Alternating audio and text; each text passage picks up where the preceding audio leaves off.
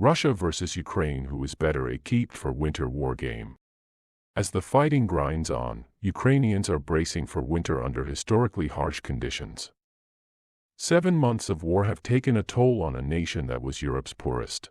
Even before Russia's military belligerence damaged or destroyed thousands of residential buildings, schools, hospitals, and community buildings. In recent weeks, water systems and energy plants have been the focus of Russian missiles and exploding drones.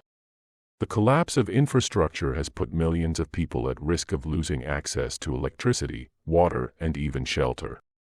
40% of the nation's energy sector has been damaged or destroyed. So how winter can be an advantage for Ukraine? Senator Lindsey Graham is an Air Force veteran, says, referencing George Washington at Valley Forge and even the Russian people themselves, pushing back the invading Nazis during World War II. A hard winter awaits Europe, and it will be tough back here at home for a while, the South Carolina Republican said.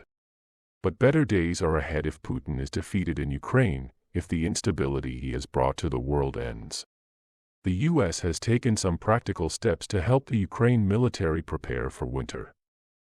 The U.S. committed 50,000 parkas, 4,700 trousers, 39,000 fleece hats, 23,000 pairs of boots, 18,000 pairs of gloves, and 6,000 tents. Several other countries also pledged cold weather gear at the Ukraine Defense Contact Group.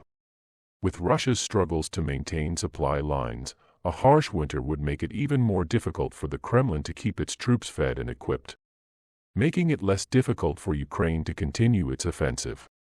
Buckner, whose firm has helped thousands of Ukrainians flee the country, says Ukrainians know that the winter will be challenging. But they also know how to survive in the adverse conditions and will be prepared. Ukrainians, he said. They are more concerned that Putin could successfully stop Western Europe's support of Ukraine by cutting their oil and gas entirely in the coming winter. The home team of Ukraine has the tactical advantage as their supply chains are much shorter, with less risk of disruption and logistical support, Buckner said. Buckner added that there is little hope of a resolution to the war this winter. Russia seeks to freeze the conflict as it mobilizes more forces. He says, and with entrenched and mutually exclusive political goals on each side, this won't be resolved under current leadership. Republican leadership in the Senate could provide more support for Zelensky, however. The Biden administration and our allies need to do more to supply the tools Ukraine needs to thwart Russian aggression. Minority Leader Mitch McConnell said in a statement Friday. It is obvious this must include additional air defenses, long-range fires, and humanitarian and economic support to help this war-torn country endure the coming winter. How Russia will use weather to wear down Ukrainians. Russians can't win on the battlefield, so they resort to terror on the scale unseen since the World War II, says Andriy Yermak, member of National Security and Defense Council. The artillery barrages and missile attacks on critical infrastructure are crucial parts of Russian strategy and part of a twofold calculation. In Russia's plan, the first part is to make living conditions too harsh to survive in winter, to provoke another wave of migration. The second part of the plan is to psychologically degrade Ukrainians to make them wish the war ended, no matter how. The United Nations has confirmed more than 6,000 civilian deaths and almost 10,000 wounded since the February 24 invasion, and says the true death toll is probably higher. Winter is likely to provide additional challenges and opportunities, depending in part on its severity. The energy standoff between the EU and Russia could threaten EU resolve and lead to economic and personal hardships.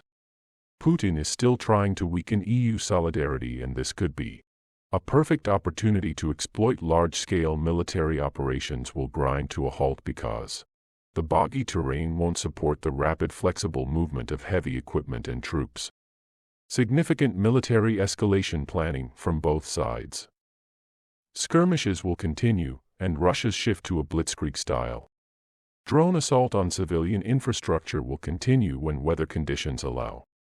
Russia will train, reinforce, and add more weapons to the mix, and most importantly try to improve morale of soldiers.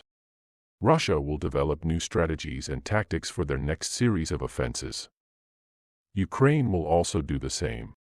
The war will continue as a protracted conflict as long as NATO and the West continue to arm and train the Ukrainians. This war will end when Russia collapses after large swaths of its male population come home from Ukraine disillusioned and with little hope for the future.